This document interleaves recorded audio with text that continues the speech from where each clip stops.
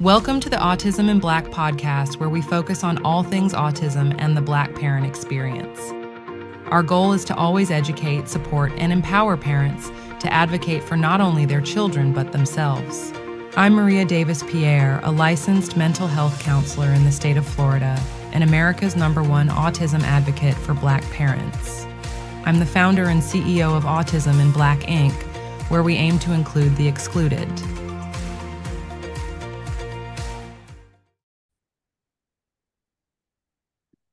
Hi, and welcome to another episode of the Autism in Black podcast. I'm your host, Maria Davis-Pierre, licensed mental health counselor and the CEO and founder of Autism in Black Inc.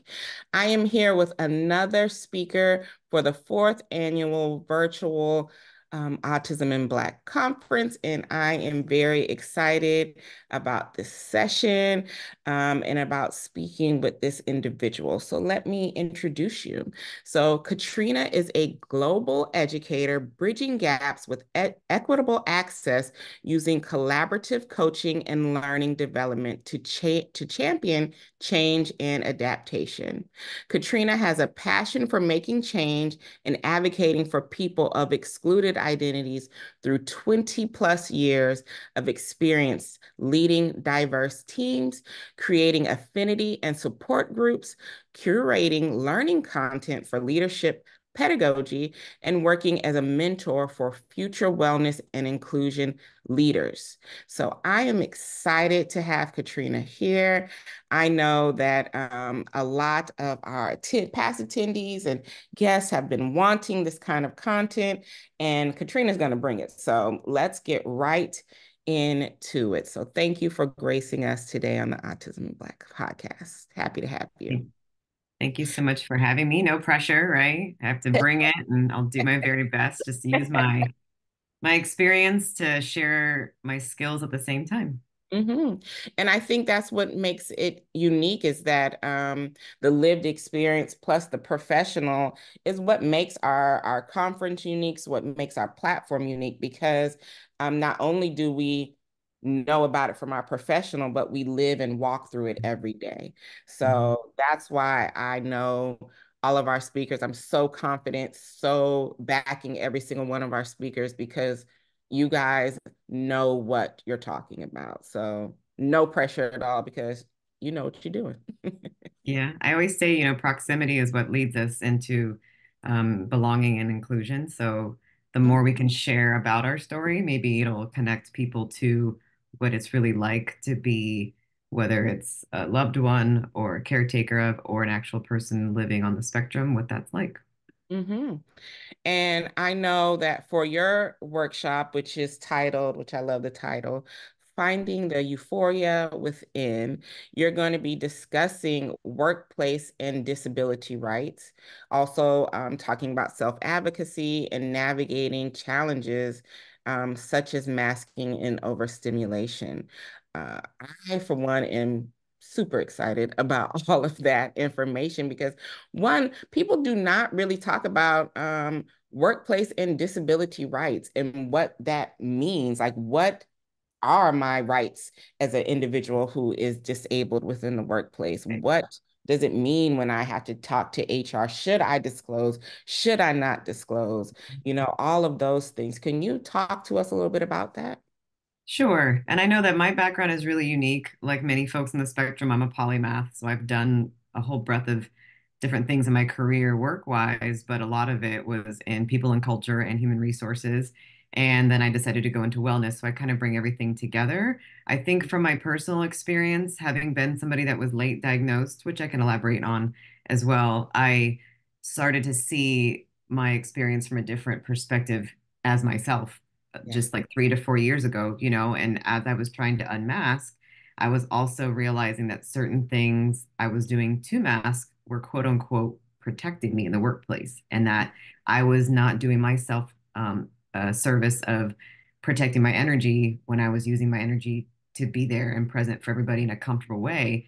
And that's when I started to understand, okay, Katrina, you know a lot about ADA, but why don't you learn a little bit more? Why don't you really help the people in your friend and colleague group who are neurodivergent and autistic in order to facilitate your needs first and then work with workplaces and willing leaders who want to learn how to make the work environment more comfortable. And honestly, it's all about removing stigma. There's a lot of stigmas around people on the spectrum, and also stigmas in the workplace of what makes, I use air quotes, a good worker.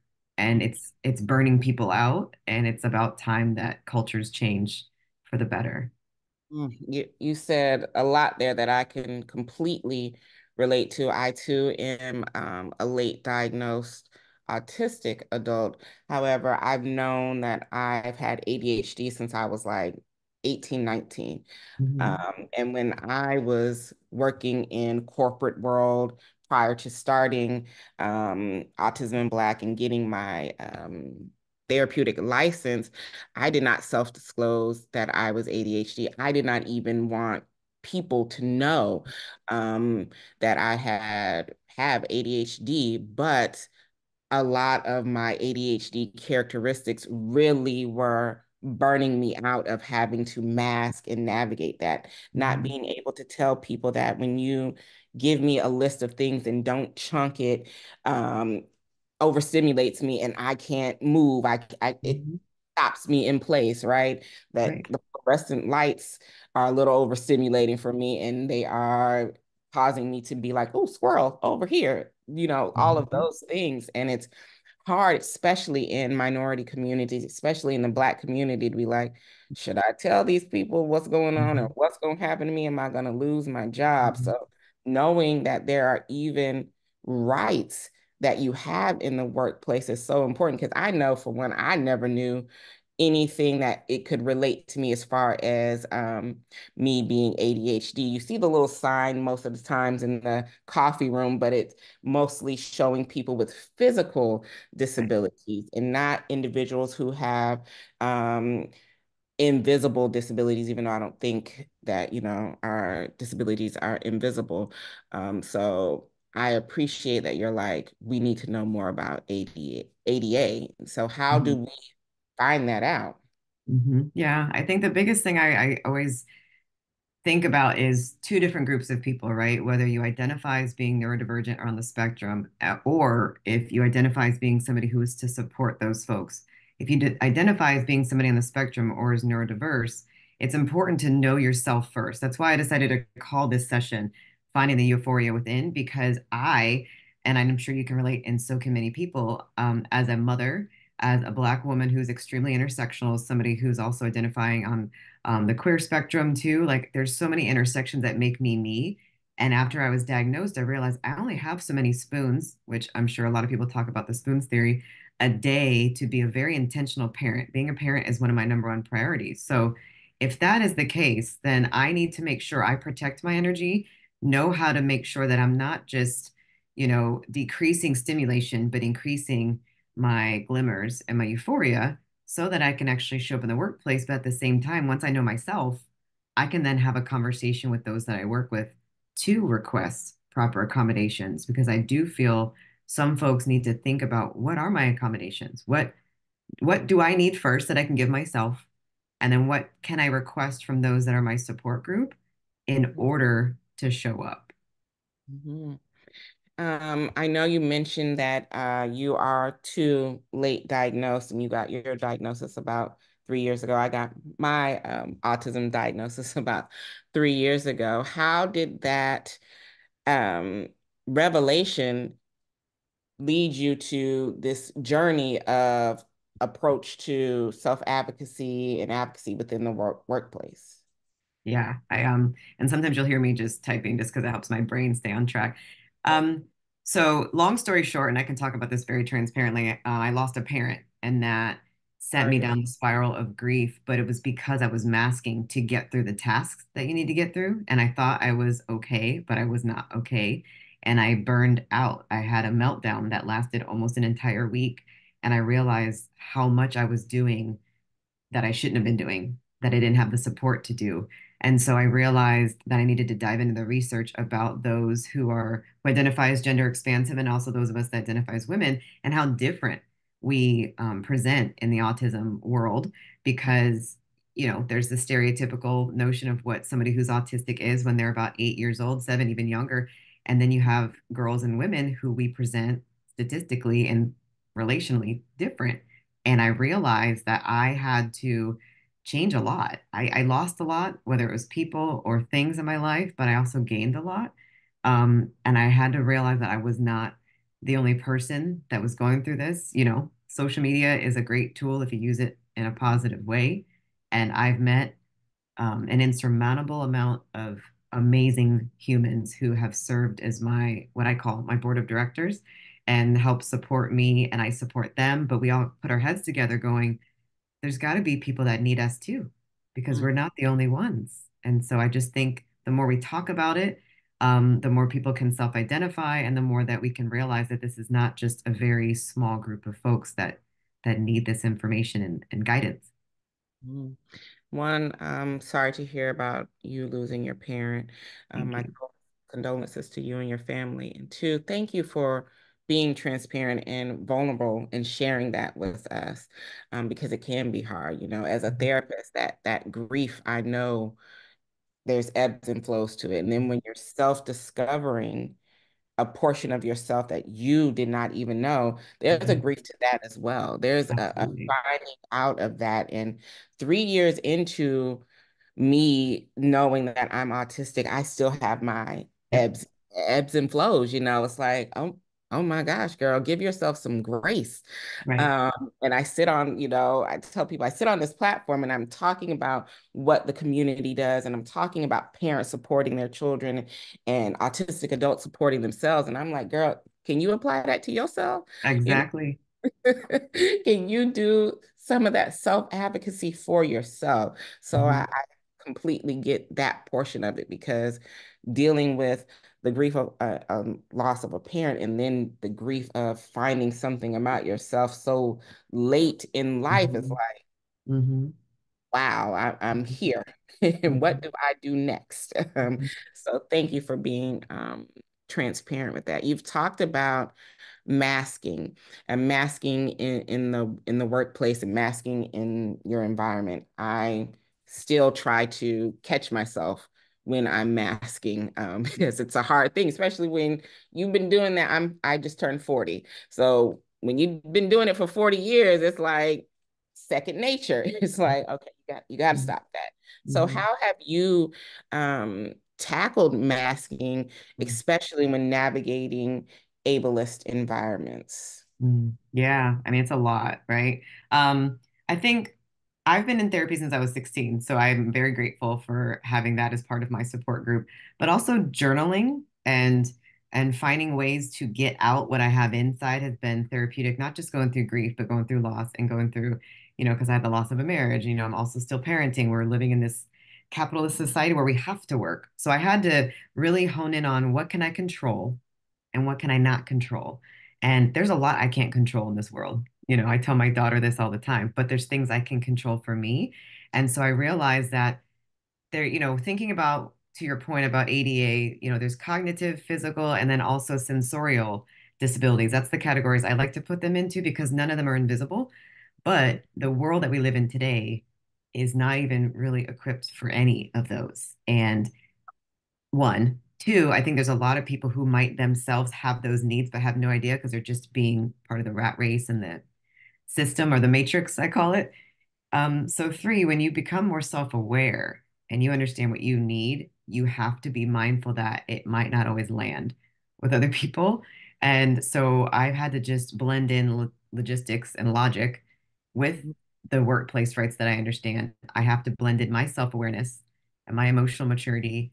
And then I also have to be realistic at the same time of my expectations of other people. Um, because I can just give an example. I look away all the time. It's how I think, it's how I process.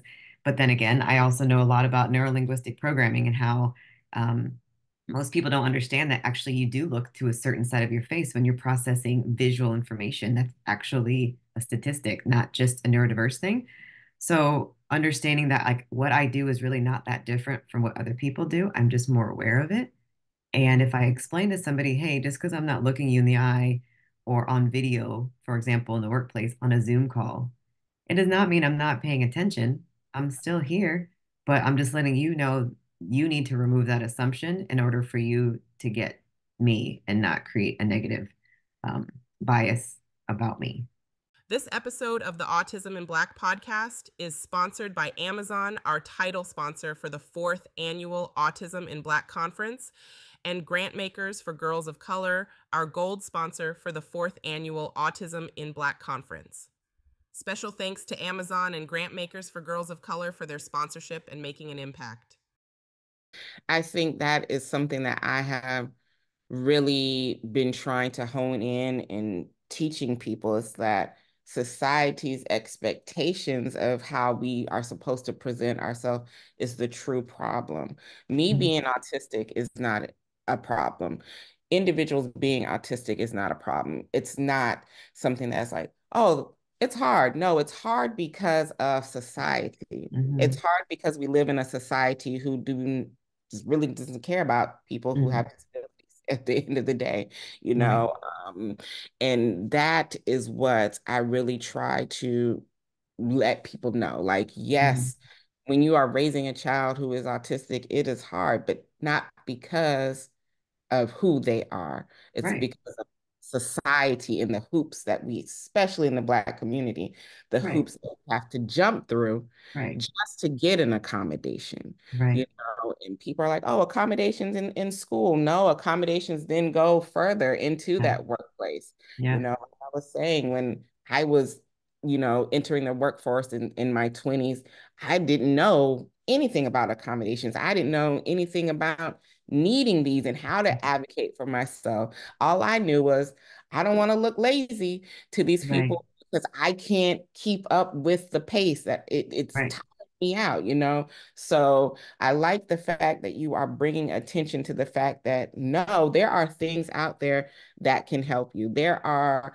Mhm. laws that protect you, Mhm. you know, because especially in the Black community, we don't know these things. We just know Mhm. I got to go and get that money to be able to live, you know, and I don't want these people to think that I got some problems going on and next thing I know, I ain't got no job, right? Right. So it's Right. it's hard out here for our community. Yeah. And I think that's why I started going into the wellness side too, which if you bring it all together, what I try to teach folks in the Black community is that the systems that exist in our country are not made for us, period. That goes for disability, that goes for health and wellness. All of it to me is under the umbrella of wellness. So in order to operate in the system, because we currently do, we have to know more than other people do sometimes and just be self-educated. That's why I became a nutritionist too. I also work with folks to understand their food aversions and like how to make sure that you're taking care of yourself because yes, you can have this sensitivity, but you also don't want to be victim of a healthcare system that's not made for you. So it's about self and making sure that you advocate for you and do what you need to do for you. And it's going to be uncomfortable to sit there and look in the mirror and be like, ooh, I actually like to eat beige foods so much that my diabetes prevalency, for example, is high. And that's okay. But how can I change that? What can I do to make sure that I balance that out so I'm taking care of me? And the same thing goes for the workplace. If you know that you have an issue with timeliness, for example, and it's a find your supports. Is there like a device that you can use to help you with reminders? Is there clarity you can give to your workplace around flexible schedules? So trying to find a way to not change who you are, but just make sure that you don't put something else in jeopardy as a result of having a specific need that's not being met. I love that. And in talking about that, self-care and protecting one's energy are essential aspects of your workshop that you're going to be doing. Can you share some practical strategies and techniques for avoiding burnout and managing sensory overload? Because I know when working in high stress environments, that's the first, like, I'm overwhelmed already. You handed me a list of stuff, I'm already overwhelmed. Like this ain't getting done. Right. So can you talk about some of those strategies and techniques that we can utilize? Yeah, and a lot of what I talk about is from personal experience, right? So I can talk about my daughter. I love her to pieces. I realize that number one thing I tell people is figure out, are you a sensory seeker or are you a sensory avoider? I am a sensory avoider. My daughter is a sensory seeker, which is why parenting for me is a priority because it's very tiresome, not because she's a problem. We're just different. So I tell people to figure out which one you are. So if you know that you're a sensory avoider, like I am when it comes to light, sounds, stimulation, I also believe that I'm a fidgeter. So I work out first thing in the morning. I get my movement done in the day. It gets all my wiggles out so I can actually sit here and have a conversation. And then I also make sure that I either wear earplugs when I'm out and about in the city, or that I dim my light down so that I'm not overwhelming myself. If somebody's in a workplace, for example, with that kind of need and they're in fluorescent lighting that we talked about, taking breaks to go away and recharging your battery. When we talk about spoons, if you know you depleted 3 spoons, for example, for that exposure, get some more spoons back by doing something for you. And the same thing goes for a seeker. If you're a fidgeter and you like to be up and about and you are forcing yourself to sit down doing a desk job for 8+ hours a day, you will burn yourself out. So you have to get the the sensory euphoria that you need first in your day. And even if it's not all at once, I tell people sprinkle it throughout your day. I let my daughter do zoomies when we're doing homework. She wants, like how dogs do zoomies. She's like, Mom, can I do a zoomie? Because she knows I need movement. I'm teaching her to ask for what she needs and speak up, and not all the time can that happen in a school environment, for example, but she knows as soon as she gets home and we do homework that we do it in motion. Mhm. And so I think it's about understanding yourself first, and figuring out, are you a seeker and or an avoider, and what can you do to facilitate getting those inputs and outputs met? I love that. I know for me, I am a sensory avoider altogether. I have 3 kids and they are a mix. We have a set of twins, so I got a BOGO deal there. But one of my twins is actually both of them are sensory seekers, but my oldest is a sensory avoider. Parenting my twins takes a lot out of me because they are so different from me. So I love that you talk about how we have to manage and know those things, but also educating our children to know if they're a sensory seeker or avoider. IEPs are filled with those accommodations based on that. At least my children's Yeah. IEP is. And having them know that when they go into the workplace, they're then able to advocate for themselves in that environment as well, because they know that, oh, I need this. For instance, my son has a yoga ball that he uses in school to sit on rather than a class seat, because he's able to get that fidgeting and get that, Mhm. bouncing. He needs to be able to utilize some sort of accommodation similar in the workplace to be able to effectively be able to pay attention and things of that nature.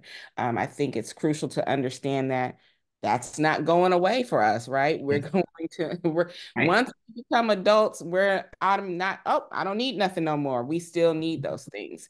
Yeah. So, I love that you are bringing, awareness to that. What are some common misconceptions or stereotypes about autism or neurodiversity in the workplace that you think of automatically? And how can organizations foster a more understanding and inclusive environment for their Mhm. neurodivergent employees? Well, I'm working on a project right now with one amazing client who's allowing me to kind of come in and do my own thing with their leadership team in regards to this, in regards to one of their employee resource groups that focuses on disability requesting neurodivergent support for leaders. And one of the main things I'm trying to teach them is, and you understand this, being ADHD myself too, is looking at the sense of urgency of things causing things not to get done. If you make everything so time bound and urgent, the fun is not there. Mhm. So, shifting the mindset around time bound and rushed deadlines for especially neurodivergent and autistic folks and turning it into something that aligns with their special interests. So, of course, that requires leaders to get to know their people, get to know your people and what makes them tick. So, if you know somebody has a project that's due in 2 weeks on that Friday, instead of being like, hey, where's this item at? It needs to be done by this end of business on Friday. Hey, are you really having fun with that research about XYZ project? I really can't wait to hear how it's going. Do you think we can have like a list of 5 different things that relate to that project by, let's say, next Friday at 5? Like, what do you think? And having like a dialogue to create excitement in somebody instead of being so focused on the task can really help folks like us be excited versus not even do the task because it's too stressful. Exactly. That daunting of, oh my God, I got to get this Hmm. done. That stops me even now as a entrepreneur. If, my team knows if it's come across as, oh, we got to get this done, I'm Hmm. frozen. I'm just like, Hmm. oh, I freeze, I can't get it done. It's like, Hmm. but then once I get into the test, I'm like, oh, it wasn't that bad, which is a constant cycle for, at least for my ADHD characteristics. Yep. So I love how you reframe that. Yeah. Um, as we wrap up, what are some key takeaways or actionable insights that you hope our attendees or listeners will gain from your workshop? Yeah, I think the biggest ones for folks, again, start with self. Like, what can you do to self-advocate and discover more about yourself? And what signs or symptoms of your neurodivergence and autism can you find a support for? The second thing is thinking about, like, do you need to disclose this if you're thinking about the workplace, or can you just know it for yourself? Can you give yourself the support you need? And then third, like, how do you bring in your support circle, whether it's your leadership team, your friends and family, and have those conversations. But making the time to assess yourself, I think, is going to be number one for us to dive into with folks as they understand what they need is key and priority.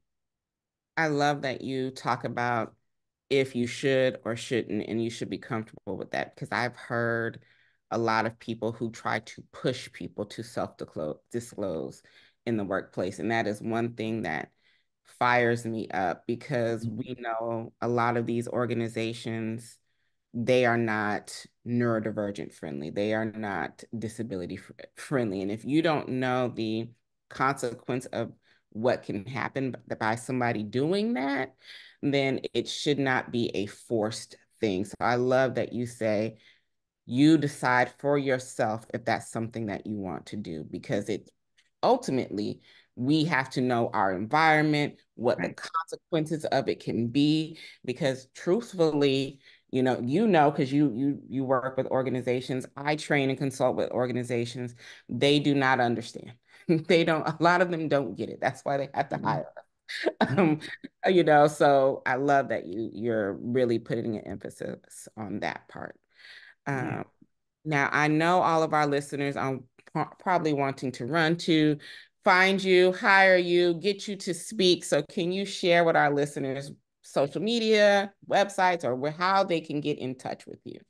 Sure. So I know that my website is a mouthful, but I'll explain what it means. But my website is therealhealfeels.com. And people can email me at Katrina@therealhealfeels.com or find me under that same handle on Instagram. The reason why it's called that is because I really do feel like the goal is to have real healing, not fake healing, and focus on holistic workplace, life, wellness, nutrition, care for self. As the goal. So folks can feel free to contact me, ask questions. Maybe, if they feel comfortable to disclose what's happening, talking about that with a practitioner or consultant like us instead of disclosing to your employer first, I think is super important. And we will have all of those links to be able to get in touch with Katrina in our show notes. And you can also get yourself a ticket to the 4th annual Autism in Black conference by going to autisminblack.org/conference 2024. And you can hear Katrina's full workshop, which we're very excited about.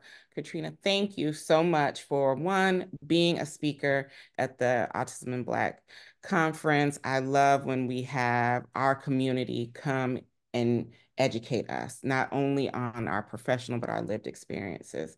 Thank you for being on the podcast and dropping all these gems. I'm giving you your flowers because we appreciate you here. So thank you. Thank you so much for having me. I can't wait for the conference and to dive in a little further. And thank you all for listening to another episode of the Autism in Black podcast, right? And we will catch you on the next episode. If you haven't done so already, make sure to subscribe to our podcast so you can always be notified when a new episode drops. To get the resources shared on today's podcast and the show notes, make sure to go to autisminblack.org/podcast. Don't forget to share your takeaways from the show on your IG stories and Twitter using our official hashtag AIBpod. so that we can find and share them. If you want to continue the conversation from today's episode, join our Autism in Black podcast Facebook community at facebook.com/group/AIBpod.